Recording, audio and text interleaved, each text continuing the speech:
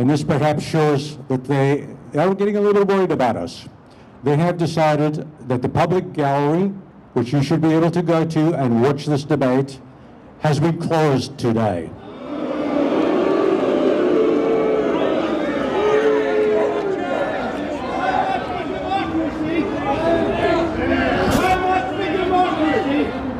So there you go. There is the level of contempt that is being shown to you by the people you are paying their wages.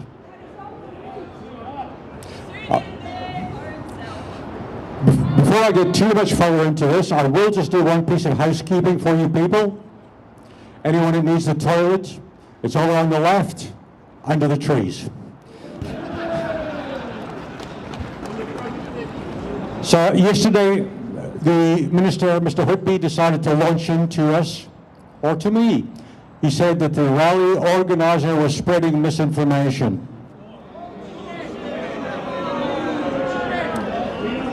That's a bit rich from the kings of misinformation.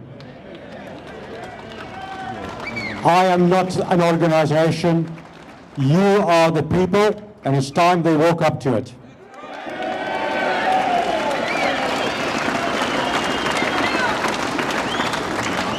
I've never generated fake AI images, but they don't like the fact that some of those maybe showed the truth because they have not pointed out any lies to us. In fact, he even scored himself a few home goals in his rant yesterday, where he told us that if we disallow this, he won't be able to take guns off criminals. That's a home goal. That's his job. That's what we paid him for. He then had the cheek to disrespectfully throw in the Floriat situation. That was tragic, and his police force were advised and could have stopped that under the laws at the day.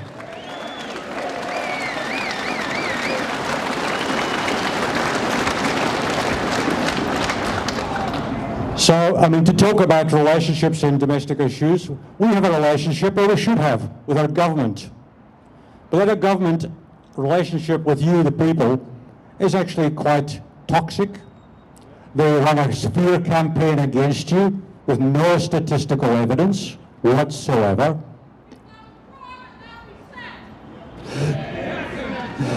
They then decided that they would use control, which sounds like a domestic situation, and control you and tell you what you can do, what tools a farmer can use, what people he can have on his land.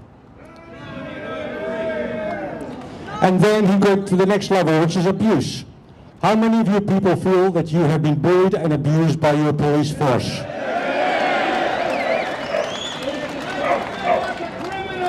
That's exactly what they want to call you. You are not a criminal. You're a responsible shooter. So I am absolutely livid with this government and what they have done and how they've used the media against us. So why are we here today? We're here to support Brian in his disallowance motion. And Brian will speak to us. And Brian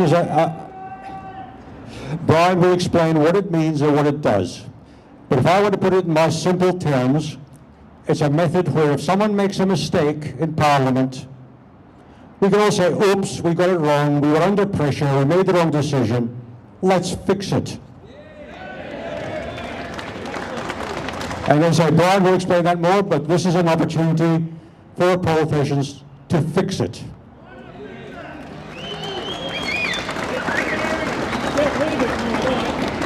We also need to understand that Parliament is only one part of your firearms controls. There is the Act, which unfortunately only 3% of it went through the parliamentary debate process. The rest was rushed through because there was some urgency. Where did that come from? There is no urgency. Then we give the police unfettered power called regulations. These are laws, binding laws that can be changed any day without any parliamentary review. The police commissioner can decide on the day he doesn't like the look of your firearm, it's gone. But that's not where they stop. They then have another level of control, and that's called guidelines, where they can invent all kinds of forms and conditions. And it gets farther than that. They have what they call policy. So Parliament has got one of 4 parts in this. We have handed the police 3 parts of this process. And unfortunately, what has happened, and I will be quite direct, the police are not the problem. The police have a very small anti-gun fanatical core. And that core has been trying to disarm us for decades. And what our politicians have done is enabled that core to go out of their way to create every obstacle, every financial pressure, every condition on your lives.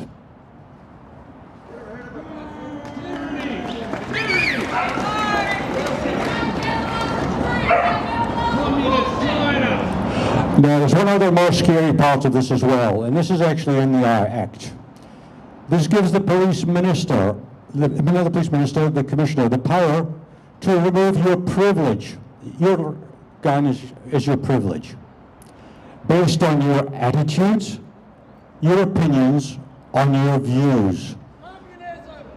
That is censorship 101.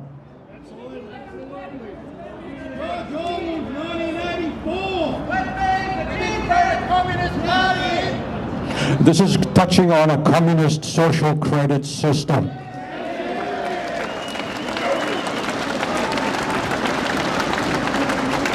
And we need to realize, if this thing gets introduced in Western Australia, it'll go nationwide.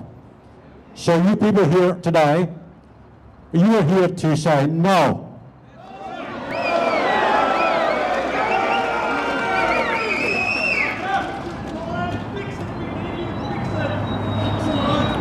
Now today is time to own firearms, but this is not a firearms issue. This is an overreach issue. This is the way of life. It's your 4-wheel drive, the beaches you can go to, what parts of national parks you may enter. This is everything. This is the farming community.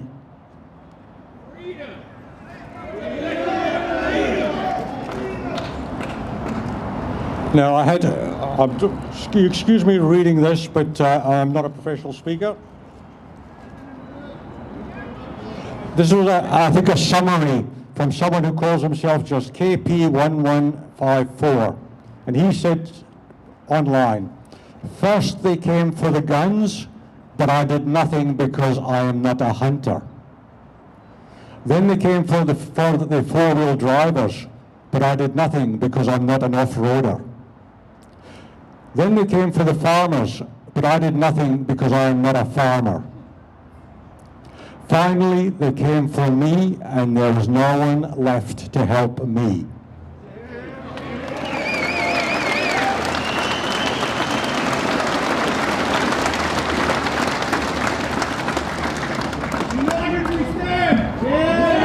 Absolutely.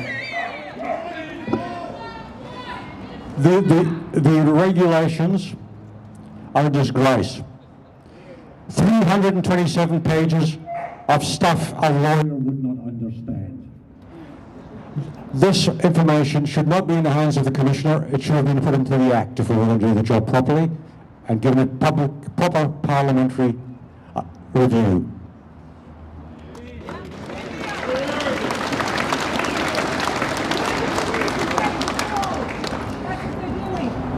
And later on today, another example of this was the insistence that you use a digital ID on their system. Let's just be clear, this is illegal. In Australia, digital ID is voluntary. But our police decided to suggest to you that you must do it. And today I wish to thank a lady called Deb Taylor.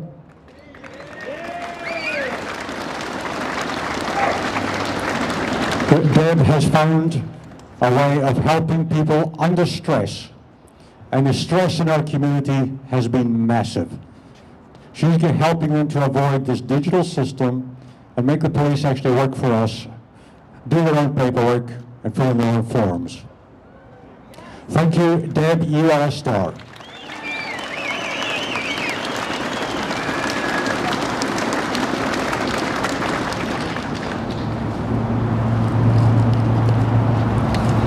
So today, and I will say this quite publicly in the hope that some of our politicians hear it, is a day when they have a very simple choice. There's only two directions. They can either decide that they will do for the public the right thing. They will send these flawed rules and regulations back to get it to us in a standard level that we can actually get some sense out of it. Or they can actually dig their heels in and say to us, we do not care for the people of Western Australia. We are your masters. We are going to tell you what to do because we are in control. So there's only two directions for politicians today. One is to say, oops, maybe we made a mistake. What can we do better? Or tell us what they are really made of. So we will watch today, we will record which MP votes for and against, who is going to look after our shooters, our farmers, our four-wheel drivers, who's going to give us our rights back. Yeah. And we need to remind them that we pay their bills. They work for us.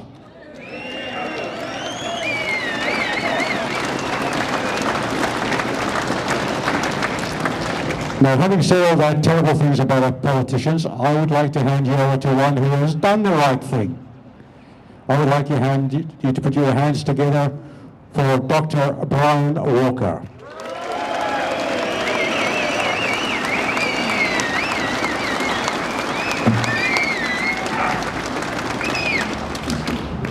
So, you want to hear from a politician, huh?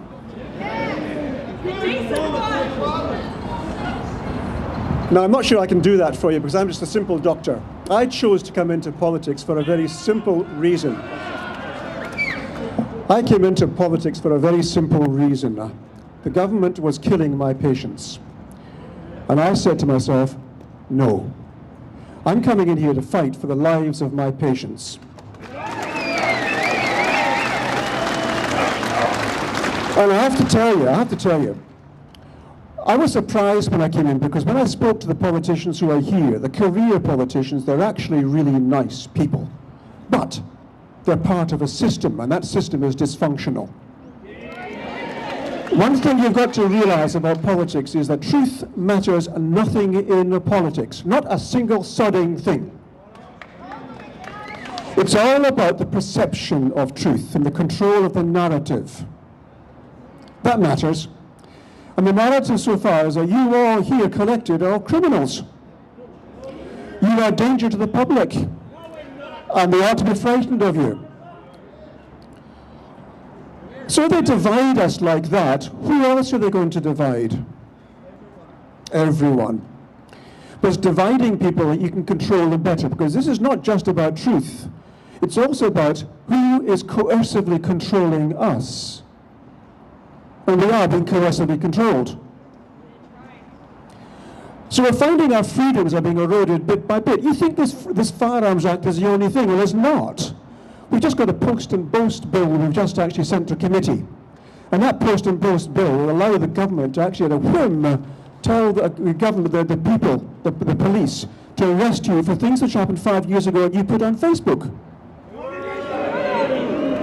So your free speech is actually being cut. Now, I don't know about you, but I don't particularly like people online spouting hate towards other people. I think that's just improper. We need to be kind to each other. There's not enough kindness in the world. On the other hand, if they're telling us to shut up and be quiet, I'd say, why? What are you hiding from us? Why are you doing this? So how are they doing that to us? Well, I'll tell you one way. They're educating us to be obedient little workers. They're not teaching us critical thinking skills. You've obviously got critical thinking skills because you can see behind the facade of what's happening about freedom for the people and peace for the people here, because you apparently are the enemy. You're the ones who are, I beg your pardon, you've all got weapons, have you? You've all got safes, have you? It's all locked away, ammunition's kept separate, bolts are kept separate. My goodness, you'd think that when they said we're taking 90,000 weapons off the streets, he was taking them off the streets, but he wasn't. He was taking them out of locks and safes and keeping them safe. So, I have to ask you, who here was telling the lie? Was it you or was it the police minister? And do you think he's the only one in government who doesn't quite tell the truth? So putting up a disallowance today because the act has gone through, you know, we tried to stop that. We had the COVID-19 emergency bill, which allowed them to actually put laws through with just a little bit of time, because they're giving you enough time, surely. So there's 496 clauses. We managed to debate 4 of them. 4. And then, lump by lump, we went through saying, yes, we've got to vote for that. The government, of course, had the overwhelming majority, because it was at that time an autocratic dictatorship. And they called it democracy, and it was anything but democracy. We had no free speech at all. We put motions forward, and they altered the names of the motions, so we couldn't actually debate what we wanted to debate. There was no freedom of speech in this House. It's a bit different now. Did someone mention democracy? Well, what I'm looking at is democracy. What I'm looking at is the people standing up and saying, not with me, not with us. Stand with us.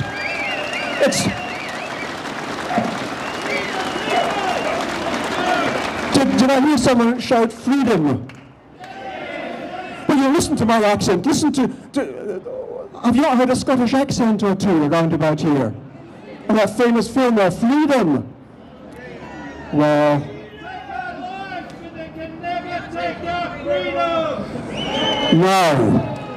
no. Here we are, looking at the world round about us. What's happening in the world? People are staying quiet, and what's happening? Bad things are happening because the people are staying quiet. Why are we staying quiet? We've been told to stay quiet. Be obedient.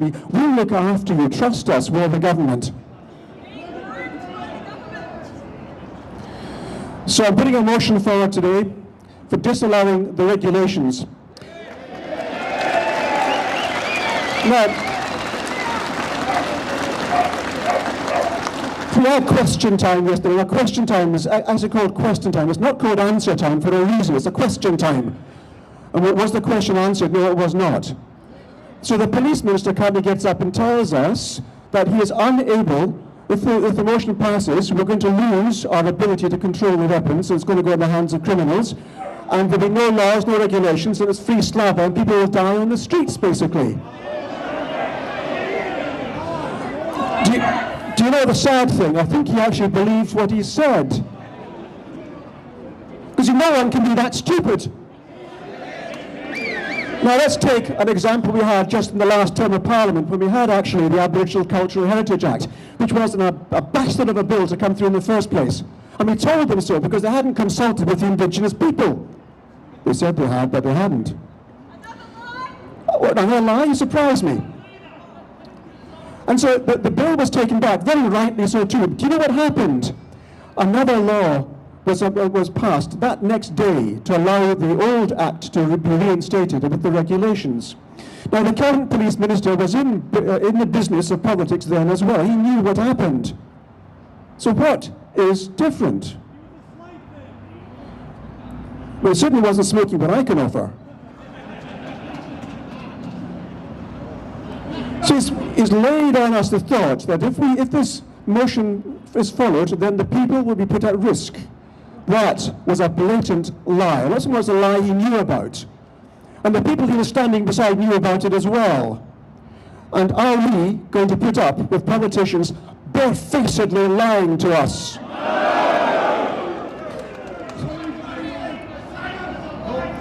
Now, what you've got just now is just one example for the Firearms Act. Where else has that happened? We need people to be active and standing up and telling the politicians like me what you want to have happen, because we need to be serving you, not you serving us.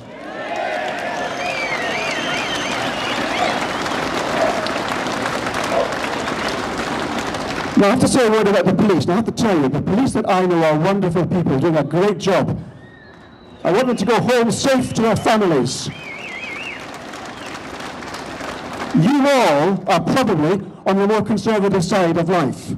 And you probably wouldn't have cast a vote for me in the last Parliament or the Parliament before.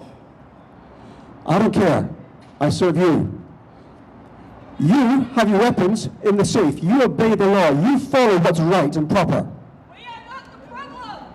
You are not the problem. The police are simply doing what the laws tell them to do, even if they don't want to. I'll tell you a story, actually. I went in to have my weapons relicensed. I call them weapons because I learned how to kill people.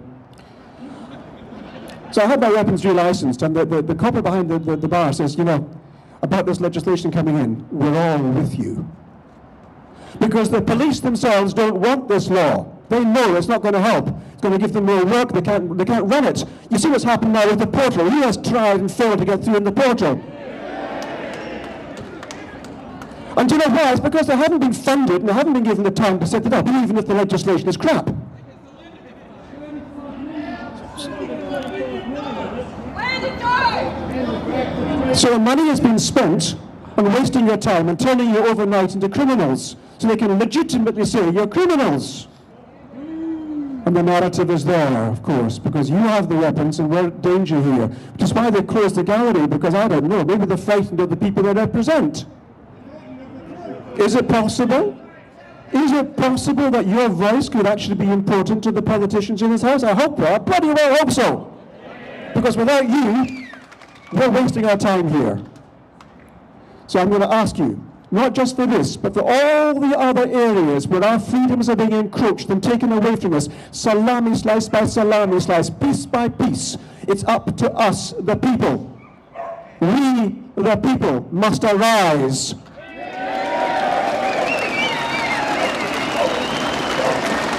And remember, look after our police because they look after us.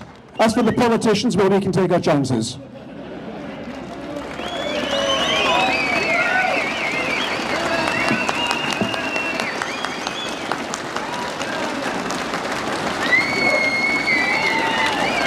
Make a noise.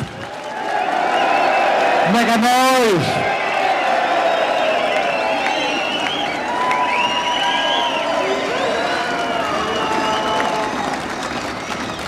So there you are, folks. We have politicians on our side.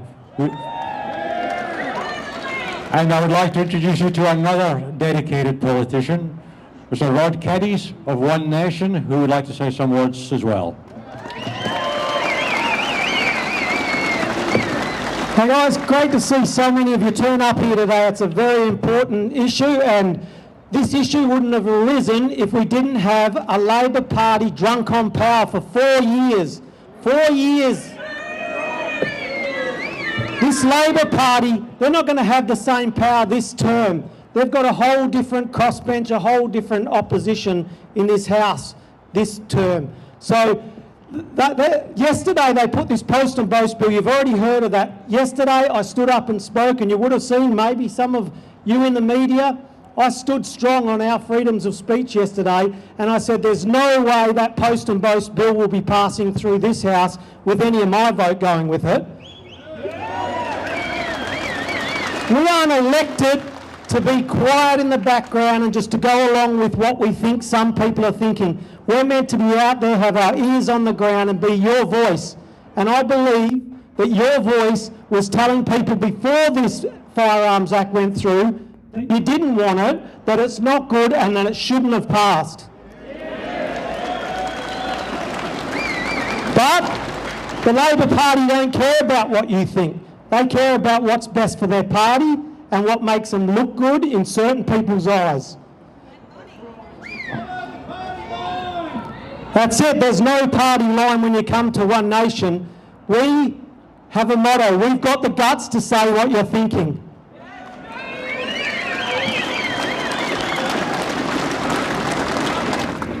Now, I can't speak too much about any more on the firearms stuff. For anyone that doesn't know, I'm on the committee that's looking at this Firearms Act. So believe me, you'll have someone there that believes in true democracy, and I'll be looking at everything I can. I've had hundreds of emails from many of you, I'm sure.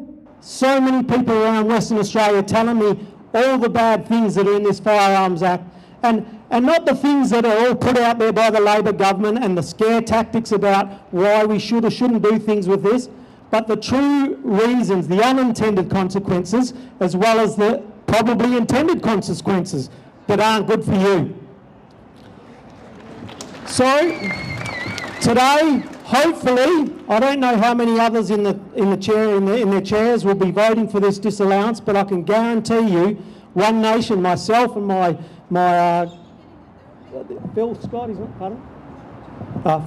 Phil Scott with One Nation who's with me. I'm not sure where he is. He's around here somewhere, but we'll be voting definitely to support this disallowance motion by Brian Walker.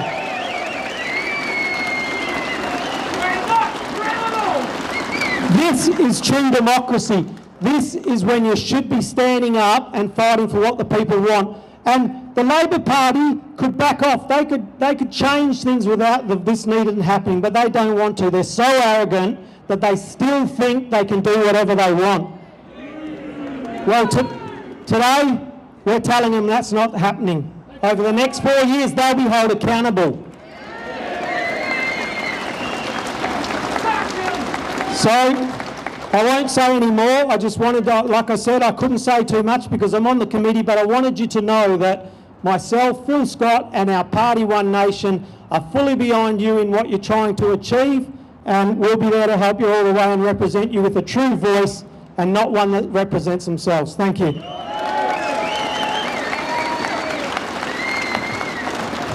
Thank you, Rod. And as Rod said, he is working for us on the review. And just so we know that the responses he's getting, there's something like 2,600 submissions to that. That's an excellent turnout. And yeah, that's a lot of submissions to go through. It's going to take them a long, long time. Now, I don't want to hog the microphone too much, so I will be soon passing you over to a couple of other people. But I just want to talk to you a little bit about the lies. The police said they consulted the farming associations. Then they ignored the PGA and what they said. They claimed they consulted the firearms industry. Now I can tell you, I know people in the firearms industry, and those consultations contained the following sort of starting position. We're not here to debate, we're here to tell you what we're doing. That's not consultation. And then they told many of our shooting associations, our club members for competitions, don't worry, you'll be okay with your competition guns. And guess what? They started shutting down the rifle ranges, the pistol ranges. This is a concerted lie and coercion. That's enough from me. I would now like to pass you over to someone who is a veteran, the President of Conservation Australia, and the President of the WA Shooting Association, who has been very supportive of me. He has helped me along the way to get here. I'd like to introduce you to Ralph Foley.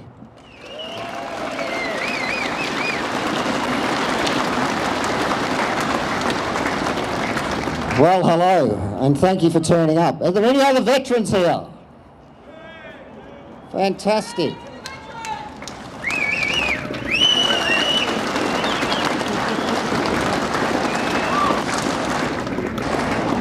So welcome to all the firearms licence holders that have turned out today. It's fantastic to see you. And I'm sure there's a lot of associations here, which is also fantastic, representing their members. We are here to support the disallowance motion, the Brian Walker disallowance motion that will be moved sometime today. I want to make some thank yous. I'd like to thank the Nationals Party collectively, but in particular Shane Love.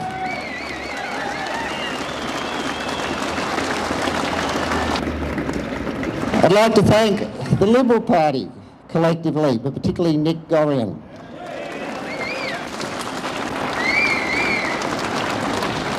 One Nation, Rod Caddis. The Greens, Brad Paddock, who stood by and voted for the Act to go to the Standing Committee, which Rod spoke about and he's heading up. And of course I'd like to thank Legalised Cannabis and Dr. Brian Walker, wherever it is.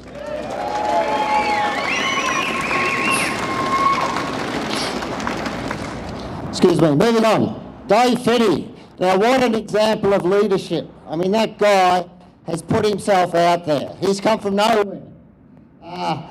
Not representing an association, but he's gathered a group of people, he's been dedicated and he's worked his butt off. He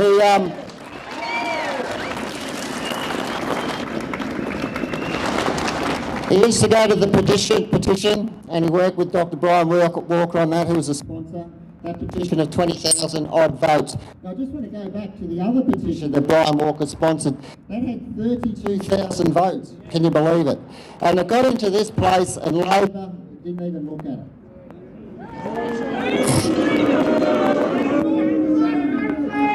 Took no notice, gave no acknowledgement to 32,000 Western Australians that signed that petition. Okay, back to Dave. Look, he organised the GoFundMe. Those funds have been used on a very good campaign. He organised all the papers that delivered those advertisements, some of the country papers. So that's some of the work Dave's done, and also organising this rally.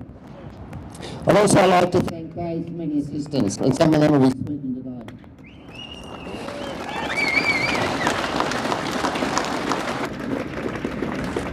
Speaking about myself, I got my first air rifle when I was about 12 years old. I bought it from the proceeds of my paper run. I was living in Victoria. You could buy the air rifle back in those days at the local sports store. And that was my passion of firearms, and it's carried me all the way through my life. It's that passion for firearms that led me to the Army Reserve to further my knowledge. And I was in the reserves for 7 years. I then went regular and I did my selection, was posted to SASR. I got more firearms and more shooting under my belt, and I thoroughly enjoyed it. So the point I'm making here is the government got a good run out of me because I was a firearms enthusiast.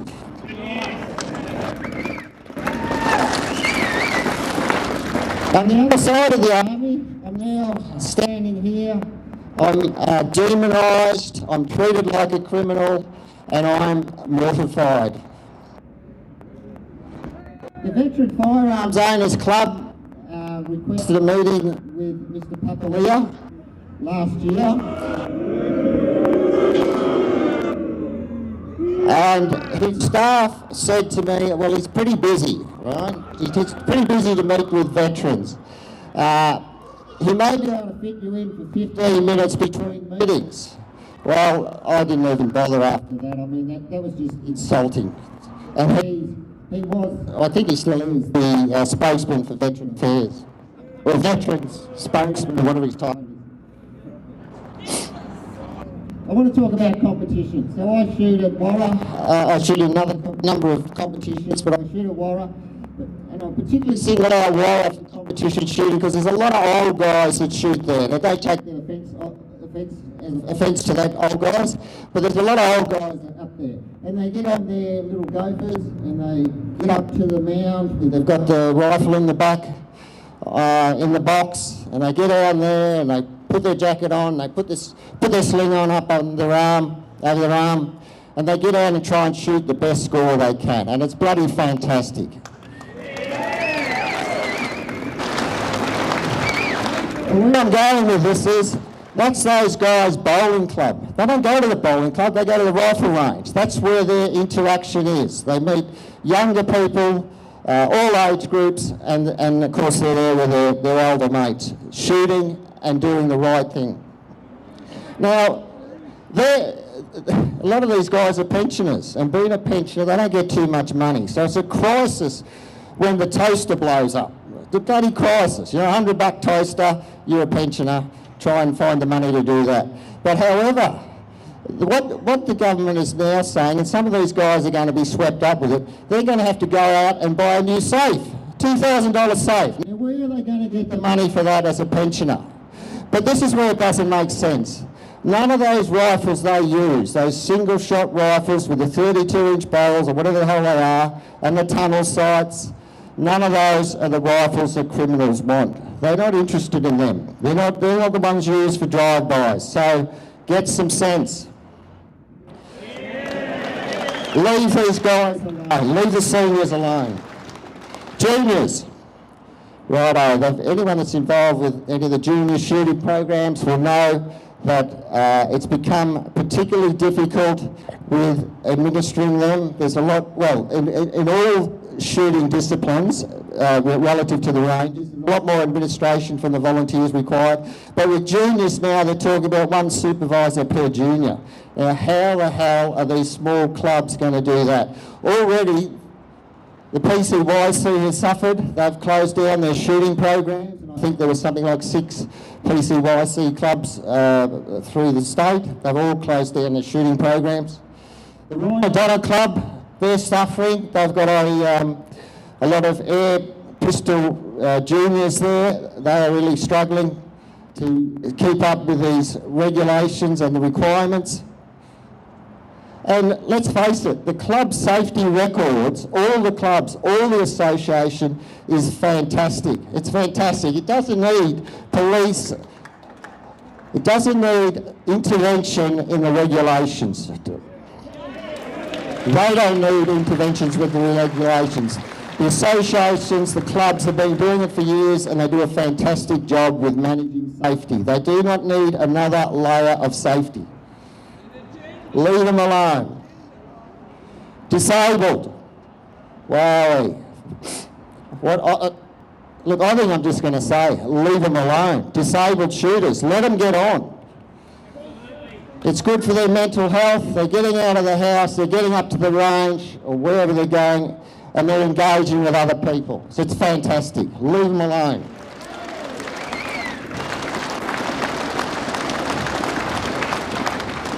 So in actual fact, this government should be supporting juniors, seniors and the disabled, not making them feel like criminals, not making it over arduous to get on with the sport they love.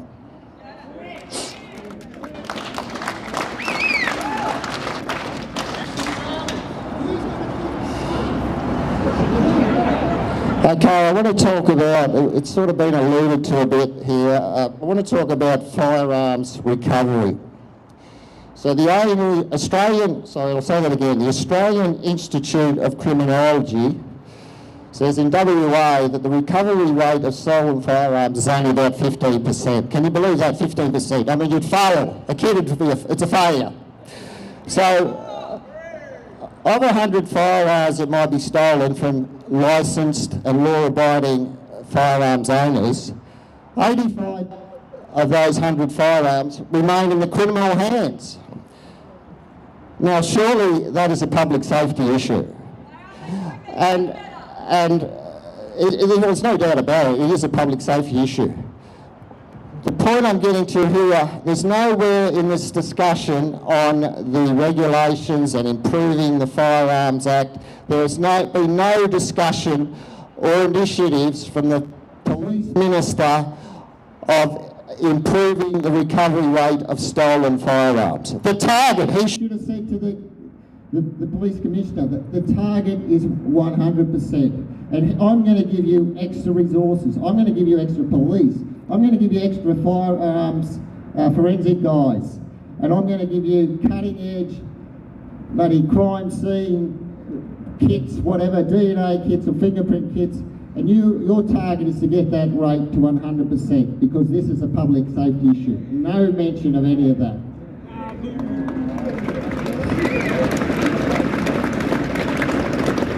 Okay, I'd like to acknowledge the licensing branch. I know the police officers there working very hard.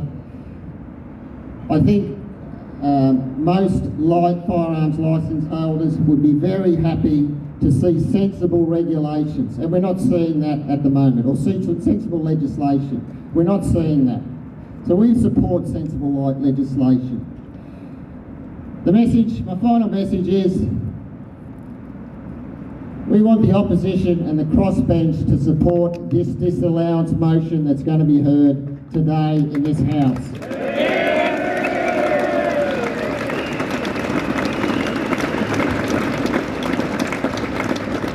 Thank you, Ralph. And Ralph touched on a very important item, and that is the mateship of shooters, the social interaction. We've got a government that is telling us we've got to go for a mental health check when they are piling huge mental stress onto us. Does that sound good? The farmers who can't get enough shooters to protect their lambs, that's putting them under stress. Farmers are not just the competition, they're tools of trade to many people. And what right does someone sitting in an office in a city have to tell a farmer what he can do and what he can't do on his property?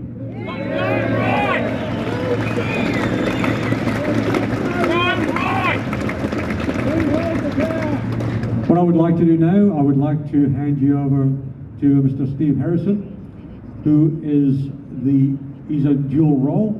He is the lead of the Shooters Union in Western Australia, and they very quickly came on board and were supportive, and he's been a big help to me. He has another organisation which he's working on, and kindly provided the PA system that you're listening to this message on today.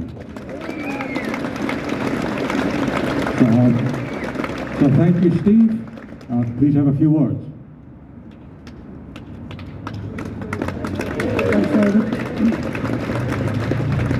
Okay, so I'm going to kick off by saying thank you to... I'm going to start by kicking off and saying thank you to a few people. Shooters Union WA is the group that I represent in Western Australia. Shooters Union is here to support Dave Finney, it's here to support Brian Walker, it's here to support you and the rally attendees. And I'm going to add one more group to this. I've noticed a few blue hats in the group with a acronym that starts with an S and ends with an A. And I'm going to say to you guys and ladies, welcome, welcome, welcome.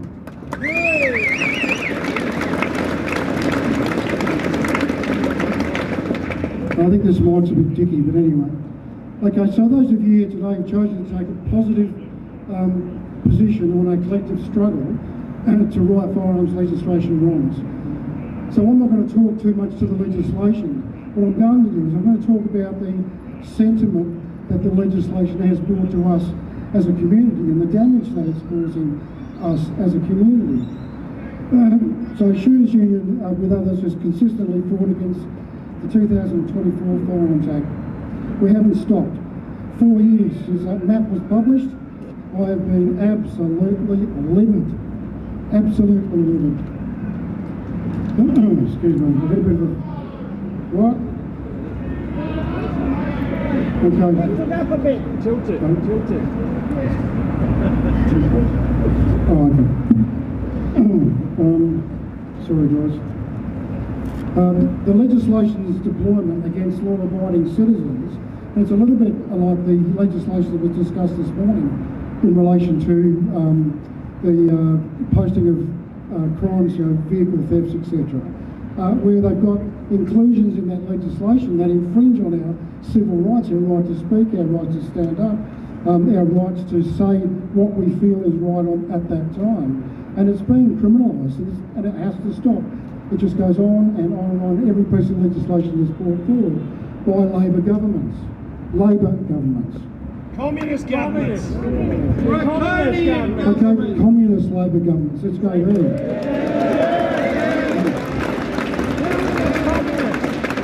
So let's talk about me. I see myself as a conventional Anglo-Saxon male, and I believe honestly that since the age of 8, and I've been hunting since the age of 8, I owned my first firearm at the age of 8, I believe it's part of my tradition and my culture. You're right. And that hasn't changed. And further, there are elements within the shooting community who will demand the right to be acknowledged as traditional and cultural in the hunting area, and they will want to pass those skills and that information down to their progeny and their descendants. Well, guess what? I want to do exactly the same thing. I want my kids, I want my grandchildren to know how to shoot, how to safely manage firearms. I want them to know how to sharpen a knife, and I want them to know if there's a real need, how to go and find protein so that they can eat it. So I think I'm traditional.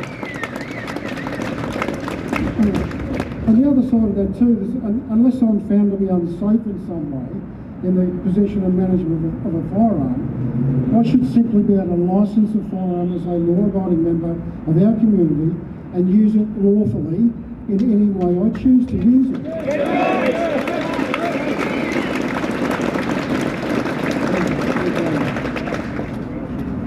Okay, so I'm now 67 years of age. I've been shooting effectively since the age of 8. I'm a police veteran in WA, 40 years. And I'm just wondering, and I'm not selecting anybody, but I'm just wondering, why is it that I don't have a green light and a pass to own a firearm without all this rubbish and additional legislation and constraints in our community? Because the government doesn't trust you. They don't want us to do that. They are disarming us. They are disarming us. And no one can provide the answer to that question. Why are they doing this? Because they're communists! That's twice. Okay, so what about, along with Rod and Brian, why don't we ask the government today to acknowledge us?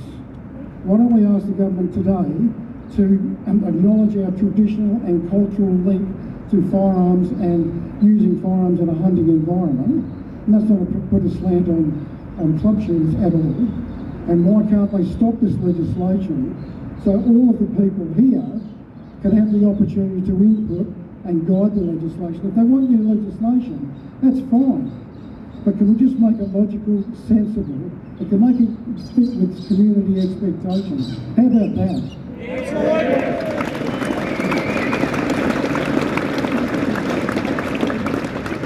Okay, there's something that hit me in the face probably about a couple of months ago, and I can't shake this thought, and I don't know how pertinent it is to our current government, but it's looking like it belongs.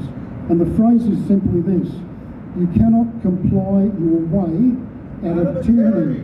You cannot comply your way out of tyranny.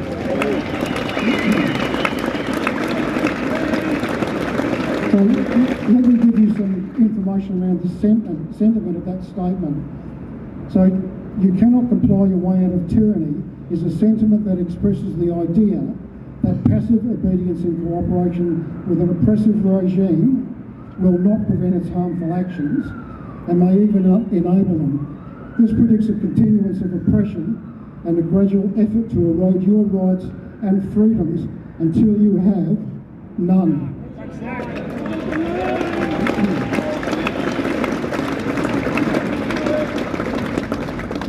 Okay, so I'm going to move to a couple of questions now. The first question I've got, and I'll put it to you guys, and if you can answer it, shout it out, because I've been looking for this answer. What is Labor so afraid of that it requires this course of action where it moves to disarm the community? What is it? What's the reason? Where does it sit? Where does it rest? Where is it spawned from? Who's pushing this vile message out? Who's doing that? Gough Whitman! How far are they going to push the people? Okay, so where to from here? I think that's the question we're all asking, right? So the answer that we get from Parliament today is going to be part of that statement, where to from here. And I can tell you, I don't think that I will be able to rest if it doesn't get up. If the disallowance motion doesn't get up, and we get the regulations put to one side today, I don't think I'm going to rest. Let's have a show of hands. Who's not going to rest? Who's not going to rest? Okay, so here's something for government to jot down. Excuse me, guys. Stop the war on licensed firearm owners and stop using community safety improvement lies and propaganda. Instead, fix the ambulance ramping and improve the lot of domestic violence victims. If you want any help, guidance, assistance or suggestions, put your hand up if you will help them fix either of those two issues. Okay, so we've got a team together, a consultancy group. That's a bit unusual for this mob, isn't it? And target the illegal ghost guns. I can't hear you, madam. I'm deaf. Okay, so what I'm going to say to Parliament today is stop with the arrogant ministerial attitudes and refusals to serve your community appropriately. Take your place as servants of the community and respond effectively and appropriately when asked. We're not getting that. We're just not getting that. We're not getting it at the state level, and we're definitely not getting it at the federal level. So, you know, the whole thing is just one big game painted red, right? Surely. Labor doesn't own this state. They don't own the people in it. Well, here's another one for you, right? What about if we stop the evasion of accountability by parliamentarians and governments? As soon as you find a significant issue, or something significant enough that brings them to the microphone, when they should be saying, sorry, I got it wrong, I remain accountable for that. Instead, we get propaganda and hype and spin and bullshit. And I think that yesterday, with the current police minister and the noise that he made about, you know, the confusion and ruckus that the disallowance motion is going to bring if it's successful, has been touted as a lie. It's a lie. I'm not accusing him of lying, but there's plenty of people out there that are, right? It's been touted as a lie. The day before this rally, what is it with this game? What is this propaganda we keep getting subjected to? We have to say no. We have to find an alternate mechanism to get our message out, and we have to be fact-checked left, right and centre, including everybody else, to make sure it's the truth. A very unusual package of information these days within media generally. But I believe we should have the truth.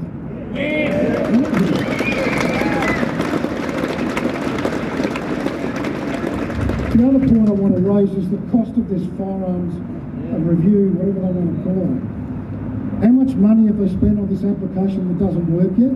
35 million. Oh, it's 35 million. So if that went to a couple of hospitals, is there a chance we could put a few more beds in there? Is there a chance we could take a woman and her children who are being abused and are frightened and worried and have nothing, take them to a safe place to look after? That's a lot of money, right? And what is the portal all about? I don't even know why they need the portal in the first place. It's a stuff up, and it's a clear disaster from a technology perspective. But then the records that they'll be using prior to that were also a stuff up, and we're also inconsistent. How many of you were asked to update your firearm storage last year or the year before on a spontaneous question from licensing? I was one of them. I'm going, hey, this is round 2. What did you do with the last photos? So clearly the record keeping wasn't any good anyway. Who's to say it's going to be any better? And when you go to the portal to observe what you should expect to see there, you get to see what Father Christmas has got stuck in the cupboard, right? And it just doesn't make any sense. And it is not a good spend for the community of West Australia. It is not a good spend. 35 million, the portal gets hacked anyway. Exactly. And I've got to harp on this point, and I make no apologies for it. The guise of improved safety community is a falsehood. Let me say that again. The whole community safety discussion by government in respect of firearms and introduction of the 2024 bill is a falsehood. It's not true. Along with that, and I think Brian has already brought that up as well, is that can anyone tell me where a firearm was picked up just simply laying around in a Perth street? You know what? They were never there, were they? Never. They were never there. This information. It just begs belief, right? Okay, I'm nearly there. Thanks for suffering me out. What I want to say now to government today, please, please, please recognise the effort that the people today have made to come here and demonstrate that they support the disallowance motion and allow it to pass. Let's do that. Let's do that.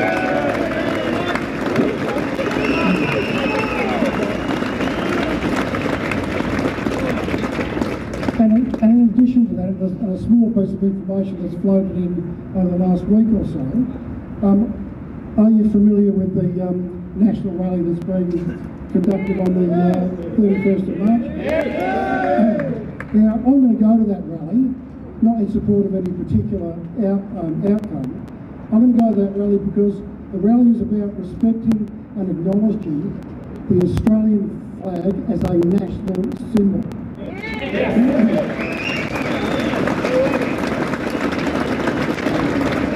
Well, we're going to find out who's behind that rally, but at the end of the day, I think its initial purpose, its initial intent, and its current visibility says that it's probably going to be the start of something much bigger as time goes on.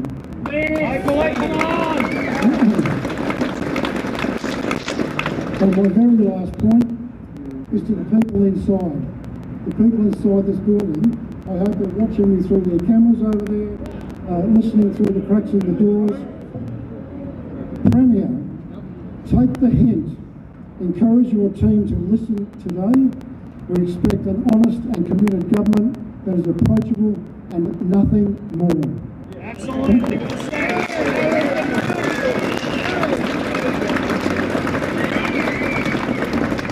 Thank you, Steve, for those good points. And yes, there is another rally, and we need to be proud.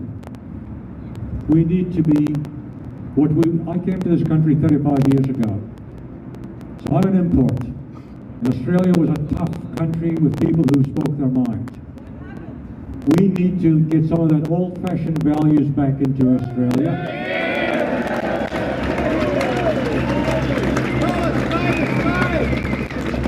We are here to be heard. You are here to be heard. And one lady just tapped me on the shoulder with a very good point. There's someone missing at this rally, and his name is Roger Cook.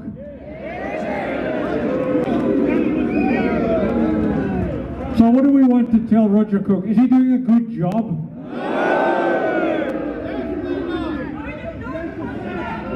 Is Roger Cook looking after you?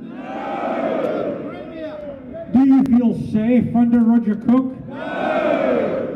Thank you. That's exactly what I thought. Now, I would like to also acknowledge another big helper, a man a couple who have been fantastic in helping me put this together. Many of you will know Mark and Sam.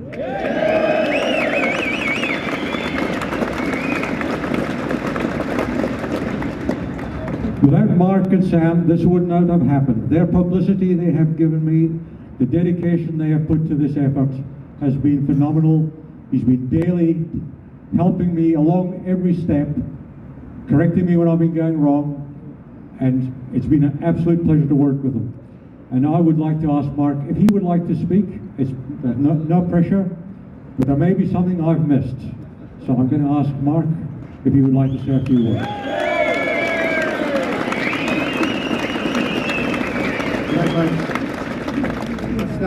I'd start with well done.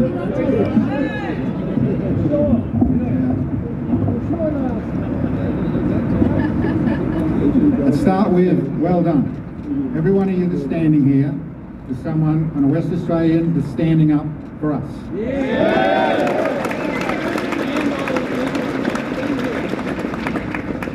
This is about us. This is about West Australia's future. So whether you're here for firearms rights, which is a pretty important thing right now, or whether you're here for four-wheel drivers or farmers or fishers or every one of the freedoms that our government is deciding we don't need anymore. The government making decisions for us rather than for us. I could go on lots now. There's lots of stuff in my position where I've heard a lot of heartfelt stories from people who are really hurting with what our government's doing to them. There's a lot of situations that are brewing. There is, be it our wildlife that are going to suffer, or our culture that's going to suffer, or just our humanity that is going to suffer. It is great to see you stand up. It is great to see you here, but it also say, people, there's more coming. We need to be strong about this sort of stuff. We need to be on the side of us, the people.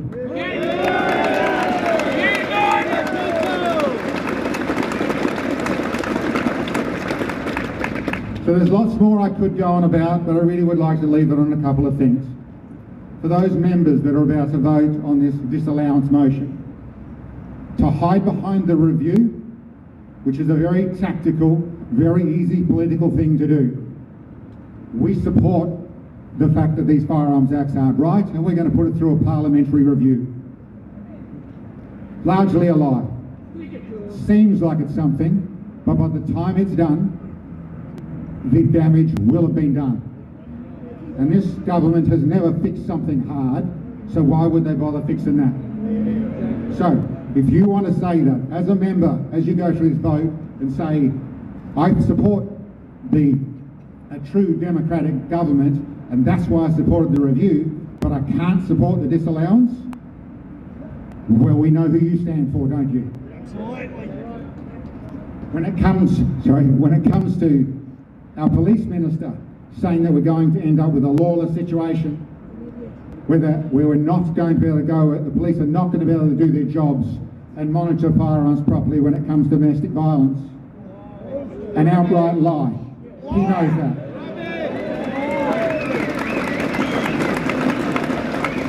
So I ask all our members to vote with your conscience for a better Western Australia, for West Australians, not just for the government.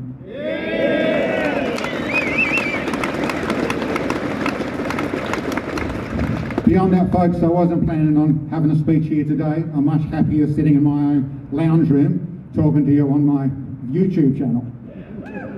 I want to finish off with, well done.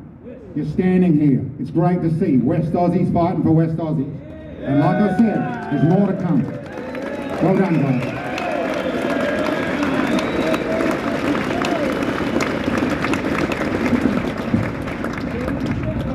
Once again, thank you for everything, Mark, Sam, you've been fantastic. Now look, no matter what happens here today, this doesn't have to be the end.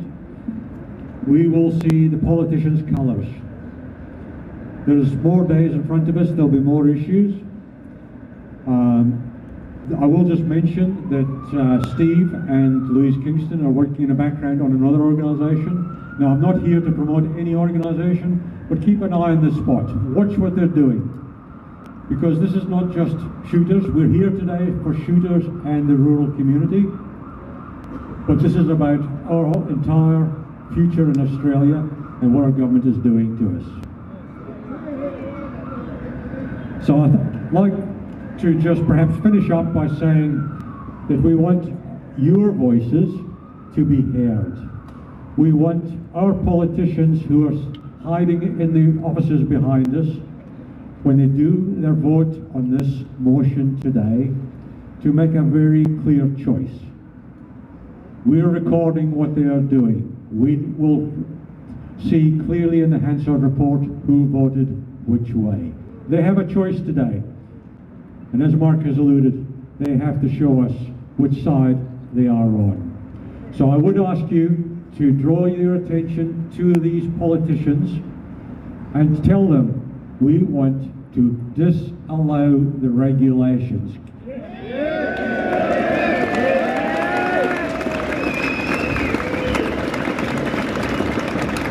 Now, I want to make that a noisy one. I want you to say those words in unison.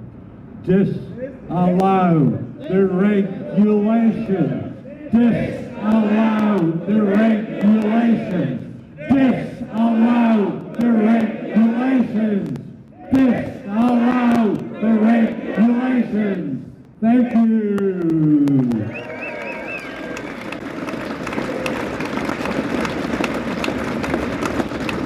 You are all fantastic. Thank you so much for all being here. You are the stars of this show. Give yourselves a good round of applause. You deserve it.